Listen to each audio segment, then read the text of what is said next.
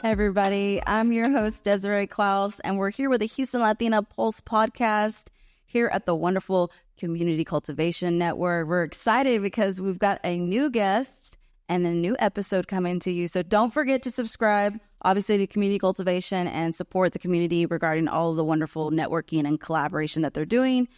This podcast is an opportunity to share the voices of the Latinas here in the community with also the Houston Latina Collaborative and Let's Vamonos Network as well. So we're excited, but we want to introduce our wonderful guest, and it is Gloria Zenteno. There you go. Zenteno.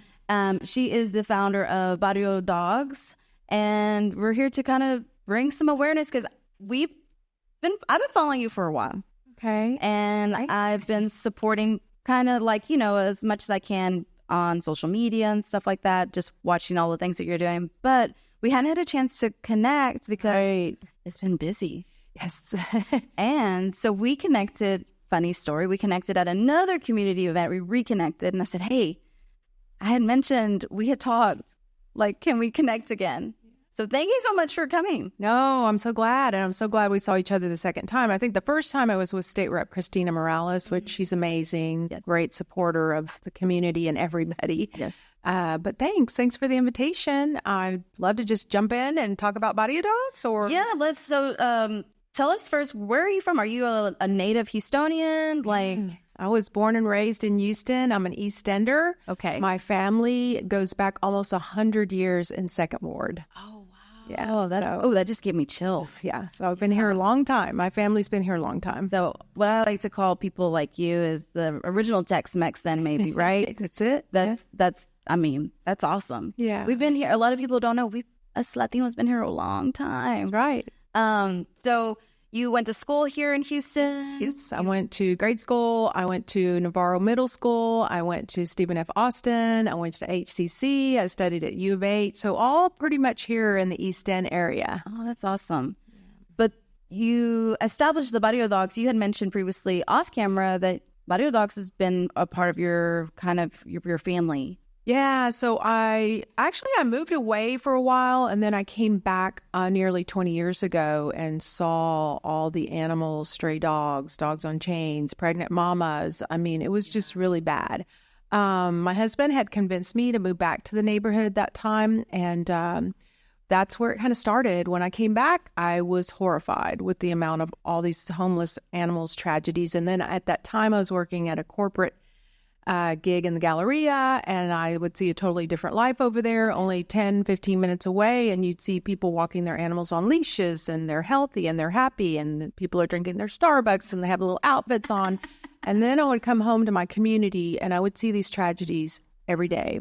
And I thought, why isn't anybody saying anything about this? And nobody was. And so I told my husband that we should start a group, and it initially was going to be more of a community group, family driven, but then we realized how big it is. It's really a huge problem. I mean, as I was reaching out to other animal welfare groups, learning that we had a serious animal overpopulation, rescue groups were inundated, not enough fosters, not enough adopters, our shelters are over capacity. So I felt like for our community, we needed to do something different. So most people think that we're a rescue group, but we're not. Okay. We focus primarily in the schools. We have a program called Youth and Paws. We're in elementary schools, primarily pre-K and elementary. Quite often. Actually, we're averaging like a couple of times a week now. And we focus in the East End primarily, but we have done some other schools in surrounding communities nearby. We have a Spay and Neuter initiative called Fix It, and we provide free Spay and Neuter vaccination and microchip for any pet owner that cannot afford it from our community. Right. And we raise funds for that. And then we do have an advocacy program where we encourage, not only do we speak in front of council and stay connected with our elected officials on trying to improve our ordinances and our state bills, we encourage our neighbors to do that as well. Yeah. I love that. It's so important. And I love that you saw the difference, right? Mm-hmm. Because some people would just see the difference and just kind of move along with their lives. But you were like, wait, no, this is my community. I live here. You're a representation of it to some extent, right? And so You can't just let your community just keep doing things that are not making the community be a better and grow to some extent. Correct. And, with children, I think they just become immune to it. Mm-hmm. And so it's important for us to try to get into these schools and teach love and compassion and that animals are part of the family. Mm-hmm. We typically take one of our rescue dogs. I know I said we're not rescue, but unfortunately there's so many, it's inevitable. And we do take in a few because we feel like it's part of our responsibility being part of the community. We have taken in some. Do y'all do any fostering as well? We will. Well, but, that's becoming a huge challenge. I mean, I currently have 4 dogs in boarding, which is not really where I want to be. But, even local groups are over capacity. Transport groups are even getting saturated. So it's a challenge. And, we've been doing this nearly 15 years. Oh, wow. Yeah, 15 years. And we've done some amazing work. But I hate to say it, but I just don't see us we haven't really solved that problem yet. And, I love Houston. I love my community. But I just still scratch my head because, we're the 4th largest city in the nation. We have some really amazing, smart people here. We have money here. But we just cannot seem to solve this problem. But that's why advocacy is really big for us. I speak in front of council. I'm in contact with my elected officials, like Christina Morales. She's our state rep, and really trying to get new bills passed on the state level.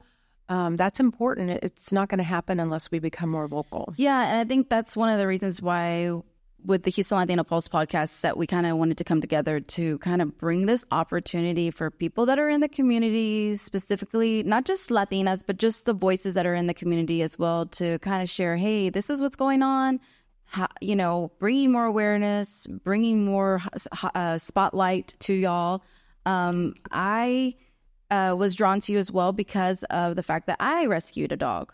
And I was chatting prior to, I was letting Gloria know that wasn't my reverse intention ever to really rescue a dog. I didn't know it. And it wasn't until my coworker at the time was like, you should rescue a dog. And I was like, I had told her I'd wanted a dog, that my kids were wanting a dog. And I was like, I don't know about rescue. Like, it was new to me.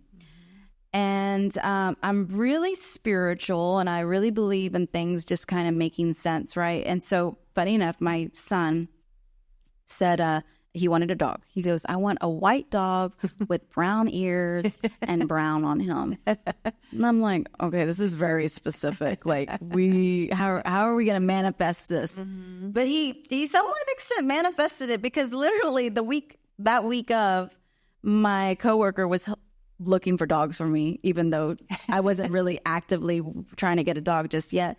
She goes, look, there's a dog here. It's perfect. It's got brown ears and white, and he'd only been in the shelter for I think like a week, and so we went to go check on him. I went and I fell in love with him like immediately. Wonderful. It was just like, oh, this is my dog, and he is the best dog. You never know what you're getting kind of to some extent when you get a rescue, but he is a great family dog. He's a great guard dog. He's a great companion.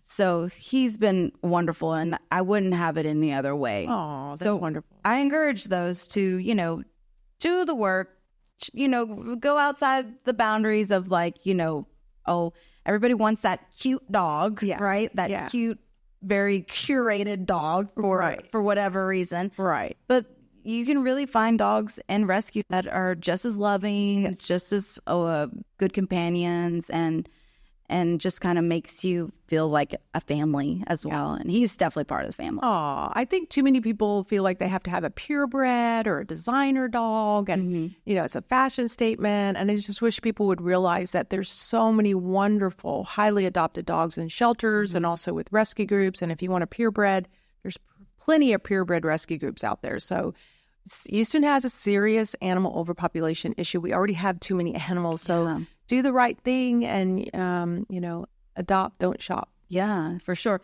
So you mentioned, though, it's been kind of a struggle, 15 years, and you're still kind of, are y'all, have y'all seen any movement in a way? Is it a cultural thing, or is it just, you're trying to reach the masses still? what are some things that us as a community people, us regular folks, I guess, can do for y'all? How can we support y'all? Is it finances? Is it just exposure? Yeah. So probably the first dozen plus years, we were all volunteers. Right. It wasn't until just last year that I became the first paid staff executive director. So because of that, we are definitely elevating Barrio Dogs. We are really determined to serve the community and make a bigger impact. And so we are in schools way more often. Mm-hmm. We are doing big spay and neuter initiatives. Like when we first started, we would have enough funding to sign up maybe 50 to 75 pets. This last spring, we signed up nearly 400 cats and dogs that will receive free spay, neuter, vaccination, microchip, and we'll do another event like that in the fall. And then during the year, if funding is there, anybody that needs to get their animal fixed, anything that we can help keep a pet owner, keeping the pets and familia together, we will do it. It won't, sometimes it's not even the vetting, it's just food, or it got too expensive to do their allergy shots. Mm-hmm. We do a lot for people that want to keep their animals. Yeah. When y'all go to the schools, do y'all educate also, I guess, about like, it takes a lot of care to care for an animal, right? Yeah. So we talk about all the basic stuff, important stuff about that you need to take your animal to the vet, mm-hmm. and that they need to eat proper food, and that your dog or cat needs, shown love and exercise. And that most importantly, that they're part of the family and that they shouldn't be tied up outside. If they have to be outside, we teach them that they have to have shelter and buy water and food. So it's very basic. And again, we primarily focus on pre-K and elementary, but we do get into the middle school and high school. And high school, we typically try to recruit them to volunteer. Yeah, for sure. As far as also the education part, do the families tend to feel like, or do you see like an influx of like maybe adoptions after y'all are doing this type of campaigning for y'all's initiatives? So it's been a kind of a challenge to kind of measure the outcomes. I mean, we certainly at our events just see the impact we're making with these families, mm-hmm. Because when they come to the signups, we not only do the signups, but we provide free dog, cat food, literature in English and Spanish, mm-hmm. talking about, the leash laws and certain things like that. I mean, people are they can't even believe that we're doing this for them because they know how expensive it is to get their animals fixed. But I do feel like the only thing we ask in return is that they pay it forward, talk to your community, talk to your children, talk to your relatives. So I feel, people tell me all the time it's getting better in the East End. But I guess because I see the volume of all the emails and the calls that I feel like, oh my God, it's just overwhelming. But I mean, you're definitely creating some type of effect, right? It's about making that ripple extend a little bit longer. And I understand that because in any advocacy work you do in the community, you want it. 15 years is a long time, but obviously it'll take probably 50 years or more to really see a true impact. And somebody's got to start. That's the hard part, right? Yeah. Somebody willing to step up and say, okay, I'm going to start. I'm going to do this for the betterment of not just myself, but for everybody. And it really is. And I'm sure a lot of people have seen that. If at least people are saying, well, I feel like it's better, because it sometimes it's just like having that little bit of feedback too. Yes. So it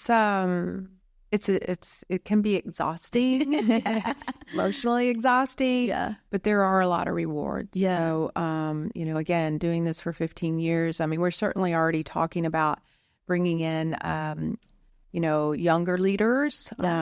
Great story is we worked with a young lady that volunteered with us since high school. Mm-hmm. She continued volunteering with us in college, and then she continued volunteering with us doing her nonprofit work.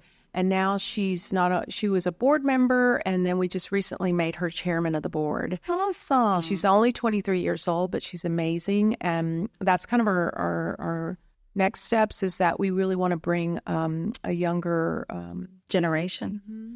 And leadership, right? That leadership. It's important because people think that 23-year-olds can't be leaders. Well, that's where they start, and that's where they can start learning how to be leaders as well. But it also takes it does take special type of person, and also takes the guidance from the right type of people as well. So I understand that because I was around my family was definitely leaders in our community, and so it was it once you put an impact on somebody, then they start saying, well, what can I do? How can I help? Yeah. So it's great that she was volunteering because she knows what it takes to get where she's at now.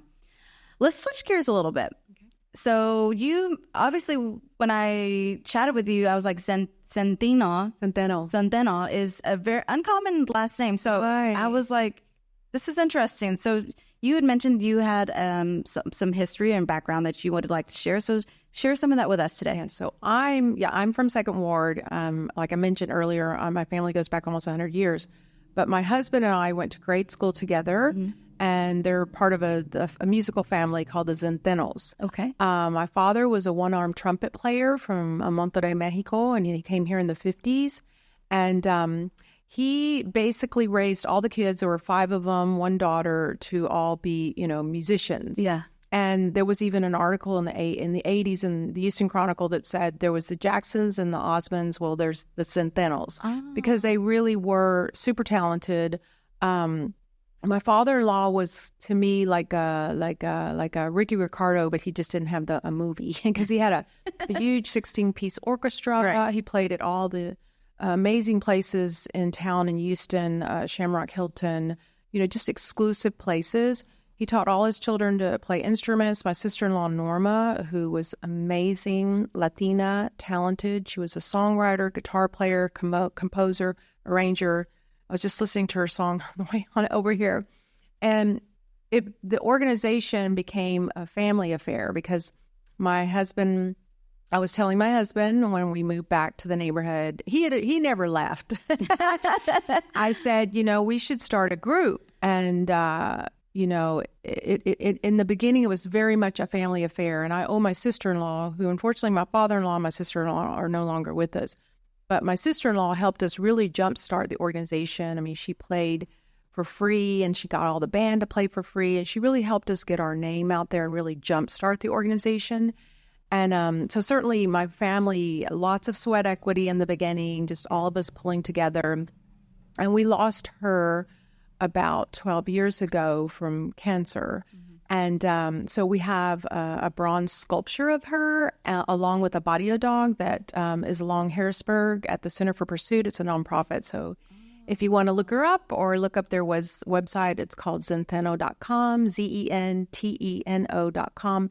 And they have a documentary film and this sculpture. And it's an amazing story. I tell my husband all the time, it could be a movie. Yeah, and it sounds like it could be a movie, and it sounds like these are the types of Latino stories we need to be hearing about because that's the first time I've ever heard of y'all's family. She was amazing. She wrote 3 songs for our organization, and she would perform them at events, and she definitely, her heart was in it. And it was just, really sad to lose her to breast cancer. And we put her together with a dog named Kippy that actually was just rescued down the street at Kip Intrepid.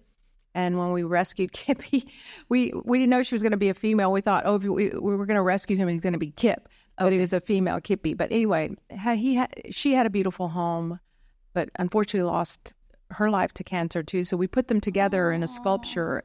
Yeah, and they're at... That's so sweet. I know. So my family's been amazing. I mean, they've supported us from the very beginning, but, we had to shift from it being a family founded driven to, now we're growing. We had to really build our board, and, now we're bringing in stronger, younger leaders, like I mentioned. And, I'm really thinking about succession planning and legacy in the future, not only for the Zenteno family, but for Barrio Dogs too. Yeah, that's amazing. Now, is your Barrio Dogs like your full-time gig? Yeah, as I mentioned, it wasn't. You were doing it. It was 2 jobs at once. I had an amazing job in the corporate world for many years in the Galleria, but I stepped away from all of that to take this on. I think this became my calling. Yeah. Certainly don't make the salary I used to, but, my heart is in it. And I truly believe that, this is something I hope that it grows and we leave it for future leaders to carry on. That's super cool because that's a big sacrifice too. Yes. That's a big sacrifice to make because, you know, as Latinas, we tend to want to be part of the corporate world, right? We've been kind of, what is it, programmed to be a part of the corporate world, or, you know, have that 9 to 5. And so to do something that's completely selfless and knowing that you aren't going to make as much money as you could, that's a big undertaking. So I commend you on that, because not everybody, I don't think, would do it. Obviously, if they did, we would have more of y'all. And also, you know, sometimes I think it's important. Legacy is important. And I think for me personally, I'm the same way. I want my legacy to be left. And I know that sometimes you have to make those sacrifices to do so. So living in Houston, is there any, we're going to switch another gear here. Okay. So living in Houston, we have a wonderful places to eat. Is there any places that you know that you can eat that you can bring your dogs? Oh, Bohemios. Okay. Bohemios is great. And actually, that's where we have our anniversary every year. Oh. Yeah, our 15th anniversary will be there on Telephone Road. And they have an amazing backyard or back patio where have you been? Yeah, I have been, Okay. yes. Yeah, I mean, I stay a lot in the East End. I used to be all over the city. And now, since I started, you know, 100% committed to Barrio Dogs, I tend to stay in the East End all the time. So I'm always visiting all the coffee shops, and Bohemios is great because they have, it's definitely animal friendly. Yeah. I actually have family that lives in Austin, and I've also had an opportunity to travel to San Diego, California, and those places are very dog friendly. Those cities are very dog friendly. So I'm eager to see, you know, more of that. Now, I do know, like, in certain communities, like you said, in certain communities, there are dogs, walkers, you know, people walking dogs all the time, or they're out there, especially in the Heights. I feel like the Heights, they're always walking their dogs somewhere. Or even at the MKT marketplace over there, there's a lot of dogs out there. So it's fun to see that, and it's interesting to see that as well. But it's also like there's some people that really love having their dog with them, and they want to take them to places, and I get it. I totally get it. And so I was curious, you know, if there was places here in Houston that do that. Well, I think the East End is just not there yet. I mean, like you mentioned, the Heights certainly has more activity and welcomes that. It's just, again, we're still not there yet. Yeah. You know, the culture is slowly shifting. And you mentioned in California, I mean, definitely their state bills are a big time in favor of animals. And Texas is just... I mean, I'll be frank, a kind of redneck state. Yeah. And they, you know, they treat their animals like commodity and don't tell me how to treat my animals, etc. Yeah. So I just think we're not there yet, and we need people be more vocal about it. Yeah. And because, you know, animals should be treated fairly as well, and they should be treated like family. I definitely agree with that, because that's how I treat my Chase. And of course, I also have a crazy little Chihuahua, Coco. Y'all know she's a Chihuahua. She's a real Chihuahua. But it was ironic when we went to San Diego. It was a family trip. We went, and I told my husband, I said, I think I'm seeing more dogs than I'm seeing children. Like, that's the influx of dogs. It was crazy. Like, we were going to a coffee shop and people were bringing their dogs. There were no kids. And I don't know exactly what part of, I kind of have an idea what part of San Diego we're in, but it was unique. And I was like, oh, I guess we should have brought our dog instead of our child, because we were the oddballs in that area. Yeah. But it was, you know, very unique and very interesting, because you don't see that. I know. You don't see that in Texas. So instead, what you see here in the community is people are having to walk with their sticks. And I think you and I talked about that when I saw you last, is that, you know, I still don't know. It's not fair. I mean, it is definitely still a health issue, a safety issue, a quality of life concern for many residents. I mean, we cannot walk in our community and feel safe because of, you know, stray dogs, loose dogs, packs of dogs. Yeah. And, you know, it's not fair to the animals. It's not fair to the humans. And we shouldn't have to be in fear and walk with sticks because we think we are going to get attacked or mauled, or our dogs are. Yeah. And so we really need to change that. I think everybody deserves to live in a community where you feel safe. Yeah. You mentioned that y'all do the spays and the neuters, and do y'all do fundraising for these events? Oh, yes. So are y'all going to have one this year? Yeah, we'll have a fall fix-it in November, Okay. the second Saturday in November. I think it's November 11th, and we promote that all over social media. And even with those two big events, we do a spring and a fall. Okay. And we'll do maybe about 1,000 pets this year with that. But during the year, people are still reaching out to us, and we still can help if the funding is right. So we're always needing funding. That's probably our most expensive program, right? Fix-It program. So we're always needing funding for that. We certainly need funding for Youth and Paws. You wouldn't think it's costly, but materials and So do y'all typically get monetary donations? Like how? So anyone that's listening to this podcast today and watching, or hearing in on us, if they wanted to donate, how can they donate? So we're all over social media. We have a website called barriodogs.org. It's barriodogs.org, and there's a donate page. We're on Facebook, Twitter, Instagram, TikTok, LinkedIn. Yeah, we're out there. So there's always information on how you can donate. And just know that you're donating towards root causes of animal overpopulation, neglect, and abuse. I mean, we're really trying to address the animal overpopulation issue so there's less animals so that we can take care of the ones that are here better. Yeah. And then our school programs, we always need help there. Sometimes we do a coloring book in English and Spanish, and then we have important literature inside for them to take home to their family. We could corporations that want to sponsor, say, 1,000 books, and we'll put their logo on there and mention that they are the ones that sponsor these books for the day. So there's all kinds of sponsor opportunities. We have events. We have our annual event I mentioned that we always do it at Bohemios. We're getting ready to do a loteria. Okay. Sunday, August 11th at the ballroom at the Bayou. And so that's another fundraiser, but it's another way to express our culture and have a great time and talk more about our work. Yeah. And I think that's important. People always think, you're on social media, right? You're on all the platforms, and obviously you're reaching somebody, but you're never not reaching. You always have to reach more past that, right? There's always you can never not talk too much about it. Mm-hmm. So I encourage y'all to continue to talk about it. Obviously are going to, but I'm excited to be able to share with our community here, to talk about what we're working on here, and then sharing all the things that y'all are doing and all the work that you're doing.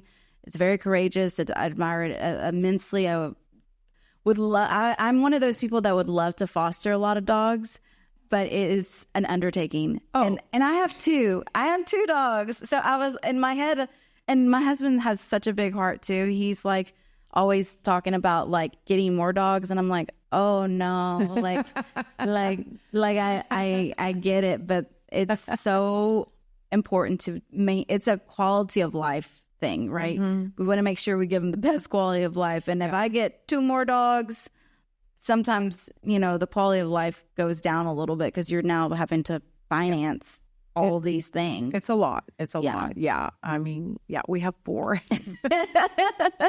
It's a big commitment. Yeah. And right now it's a juggle. Oh, I have 2 that are, if anybody does that many dogs, they should all be seniors.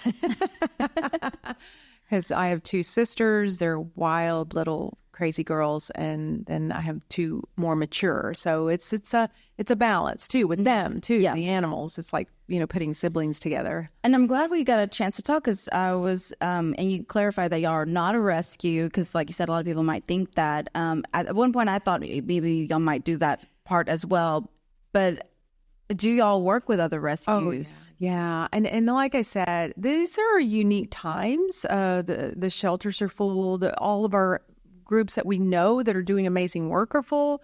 So we feel like we still do a few. We have 4 in boarding, 2 beautiful, highly adoptable dogs. So if anybody's interested, they can reach out to us. Email gloria@barriodogs.org. I have great contacts with other groups, so we can certainly find you a dog. Yeah, fine, and have resources. Yeah. Awesome. Yeah. Well, any last words? We're coming to a close. So any last words you want to share with our community, English or in Spanish, to those that might listen in, tune in, and share a little bit about what your message is for today? So just the bottom line is that we need to improve the community, not only for humans, but for animals too. And I forgot to mention that we are Barrio Dogs, but we also help with cats. We have a TNR program, trap, neuter, and return. So if you have a passion for cats, please reach out. We're getting ready to start a big campaign for that. And my Spanish is terrible. No, no worries. I'll close it out by thank you for the opportunity. And again, if you want to learn more about Barrio Dogs, just go to our website at barriodogs.org. Oh, awesome. Well, thank you so much, Gloria. We really appreciate it. And thank you so much for all those that have watched out there and supporting us throughout this podcast. And again, thank you so much to CC Network. We are so excited and just so honored to be able to work in this collaboration together. But we'll see you again until next time. All right. Bye.